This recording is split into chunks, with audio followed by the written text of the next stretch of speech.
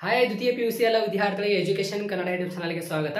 English ವಿಷಯ exam ಇದೆ. ಯಾವಾಗ ಇದೆ ಅಂದ್ರೆ ಎರಡನೇ ಫೈನಲ್ ಎಕ್ಸಾಮ್ 29/4/2025 ಇಂಗ್ಲಿಷ್ ವಿಷಯ ಇದೆ.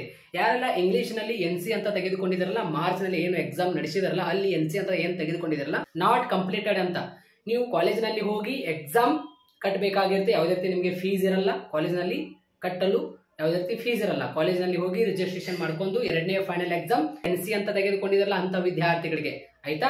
ಮತ್ತೆ ಯಾರೆಲ್ಲ ಇಂಪ್ರೂವ್ಮೆಂಟ್ ಗೋಸ್ಕರ ಅಂದ್ರೆ ನಾನು ಮತ್ತೊಮ್ಮೆ ಪರೀಕ್ಷೆ ಬರೀತೀನಿ ಸರ್, ನನಗೆ ಕಡಿಮೆ ಮಾರ್ಕ್ಸ್ ಗಳು ಬಂದಿದೆ ಅಂತ ವಿದ್ಯಾರ್ಥಿಗಳು ಕೂಡ ನೋಂದಣಿ ಮಾಡ್ಕೋಬೇಕಾಗುತ್ತೆ. ಅವರಿಗೆ ಒಂದು ಸಬ್ಜೆಕ್ಟ್ಗೆ 140 ರೂಪಾಯಿ ಇರುತ್ತೆ. ಯಾರೆಲ್ಲ ಇಂಪ್ರೂವ್ಮೆಂಟ್ ಮಾಡ್ಕೋಬೇಕಂತ ಅನ್ಕೋದಿಲ್ಲ ಅವರಿಗೆ ಫೀಸ್ ಇಟ್ಟಿದ್ದಾರೆ. ಬಟ್ ಯಾರೆಲ್ಲ ಇವಾಗ NC ಅಂತ ತೆಗೆದುಕೊಂಡಿದಾರಲ್ಲ ಅಂದ್ರೆ ನಾಟ್ ಕಂಪ್ಲೀಟೆಡ್, ಯಾವುದೇ ರೀತಿ ಫೀಸ್ ಇರಲ್ಲ. ಕಾಲೇಜಿನಲ್ಲಿ ಹೋಗಿ ನೀವು ಎಕ್ಸಾಮ್ ಕಟ್ಟಬೇಕಾಗಿರುತ್ತೆ. ಇವು ಕೆಳಗಡೆ ಕಮೆಂಟ್ ಬಾಕ್ಸ್ ನಲ್ಲಿ ಒಂದು ವಿಡಿಯೋ ಲಿಂಕ್ ಕೊಟ್ಟಿರ್ತೀನಿ ಆಯ್ತಾ. ಆ ಒಂದೇ ವಿಡಿಯೋ ನೋಡ್ಕೊಳ್ಳಿ. ಅದರೊಳಗೆ ನಾನು ನಿಮಗೆ 2 ಅಂಕದ ಪ್ರಶ್ನೆ ಆಗಿರಬಹುದು, MCQ ಕ್ವಶನ್ 3 ಮಾರ್ಕ್ಸ್ ಮತ್ತು 4 ಮಾರ್ಕ್ಸ್ ಎಲ್ಲ ಇಂಪಾರ್ಟೆಂಟ್ ಕ್ವಶನ್ಸ್ ಗಳು ಹೇಳಿದ್ರೆ.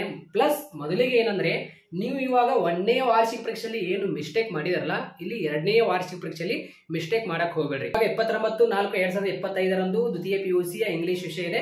ಕೆಳಗಡೆ ಕಮೆಂಟ್ ಬಾಕ್ಸ್ ಲಿಂಕ್ ಕೊಟ್ಟಿರ್ತೀನಿ. ಆ ಒಂದು ವಿಡಿಯೋ ನೋಡ್ಕೊಳ್ಳಿ. ಡೆಫಿನೆಟ್ಲಿ ನೀವು ಒಳ್ಳೆಯ ಫಲಿತಾಂಶ ಕೂಡ ಮಾಡ್ಕೋಬಹುದು ಮತ್ತು ಪಾಸ್ ಕೂಡ ಆಗಬಹುದು ಆಯ್ತಾ. ಸ್ವಲ್ಪ ಡೀಪ್ ಆಗಿ ಕೇಳಿ. ಇವಾಗ ಗ್ರಾಮರ್ ಪ್ರಶ್ನೆಗಳಿಗೆ ಆನ್ಸರ್ ಹೇಗೆ ಮಾಡಬೇಕು, ರಿಪೋರ್ಟ್ ದ ಫಾಲೋಯಿಂಗ್ ಕನ್ವರ್ಸೇಷನ್ ಆಗಿರಬಹುದು, ಲೆಟರ್ ರೈಟಿಂಗ್ ಆಗಿರಬಹುದು, ಡೈಲಾಗ್ ರೈಟಿಂಗ್ ಆಗಿರಬಹುದು, ಗಿವನ್ ಇನ್ ದ ಬಾಕ್ಸಸ್ ಕೊಟ್ಟಿರ್ತಾರೆ. ಆ ಒಂದು ಪ್ರಶ್ನೆಗಳಿಗೆ ಹೇಗೆ ಆನ್ಸರ್ ಮಾಡಬೇಕು. ಅದೇ ರೀತಿ ಇವಾಗ ನಿಮಗೆ ಯೂಸ್ ಪ್ರಾಪರ್ ಆರ್ಟಿಕಲ್ ಅಂದ್ರೆ ಇವಾಗ ಸೆಕ್ಷನ್ ಡಿ ಅಂತ ನಿಮಗೆ ಹೊಸದಾಗಿ ನಿಮಗೆ ಪ್ಯಾಟರ್ನ್ ಬಂದಿದೆ ಗ್ರಾಮರ್ ಸೆಕ್ಷನ್ ಅಲ್ಲಿ. ಇಲ್ಲಾಂದ್ರೆ ನೀವು ಅವ್ರ ಕ್ವಶನ್ ಇರುತ್ತೆ ಅಲ್ಲಿ ಲಿಂಕರ್. ಈ ಗ್ರಾಮರ್ ಎಲ್ಲಾ ಪ್ರಶ್ನೆಗಳಿಗೆ ಆನ್ಸರ್ ಹೇಗೆ ಮಾಡ್ಬೇಕಂತ ನಾನು ನಿಮಗೆ ಹೇಳ್ಕೊಟ್ಟಿದ್ದೇನೆ ಆಲ್ರೆಡಿ ಆಯ್ತಾ. ರಿಪೋರ್ಟ್ ದ ಫಾಲೋಯಿಂಗ್ ಕನ್ವರ್ಸೇಷನ್ ಆಗಿರಬಹುದು, ಡೈಲಾಗ್ ರೈಟಿಂಗ್ ಆಗಿರಬಹುದು, ಲೆಟರ್ ರೈಟಿಂಗ್ ಆಗಿರಬಹುದು, ಗ್ರಾಮರ್ ಪ್ರಶ್ನೆಗಳಿಗೆ ಹೇಗೆ ಆನ್ಸರ್ ಮಾಡಬೇಕು ಅರ್ಥ ಮಾಡ್ಕೊಂಡ್ ಬಿಟ್ರೆ ಸಾಕು ಆಯ್ತಾ. ಡೆಫಿನೆಟ್ಲಿ ಇಲ್ಲಿ ನೀವು ಒಳ್ಳೆಯ ಫಲಿತಾಂಶ ಮಾಡ್ಕೊಂಡ್ ಬಿಟ್ರೆ ಗ್ರಾಮರ್ ಸೆಕ್ಷನ್ ಅಲ್ಲಿ 4 ಅಂಕದ ಪ್ರಶ್ನೆಯಲ್ಲಿ 1 ಪೇಜ್ ಬರೀರಿ ಆಯ್ತಾ. 1 ಪೇಜ್ ಬರೀರಿ. ಮತ್ತು ಇನ್ನೊಂದು ಏನಂದ್ರೆ 3 ಅಂಕದ ಪ್ರಶ್ನೆಯಲ್ಲಿ ಹಾಫ್ ಪೇಜ್ ಬರೀರಿ ಆಯ್ತಾ. 2 ಅಂಕದ ಪ್ರಶ್ನೆಯಲ್ಲಿ 2 ಸೆಂಟೆನ್ಸ್ ಇನ್ಕ್ಲೂಡ್ ಆದ್ರೆ ಸಾಕು ಆನ್ಸರ್ ಆಯ್ತಾ. ನಾನು ನಿಮ್ಗೆ MCQ ಕ್ವಶನ್ಸ್ ಆ ಒಂದೇ ವಿಡಿಯೋನಲ್ಲಿ ಹೇಳಿರುವಂತ MCQ ಕ್ವಶನ್ ನೋಡ್ಕೊಂಡು ಹೋಗ್ರಿ.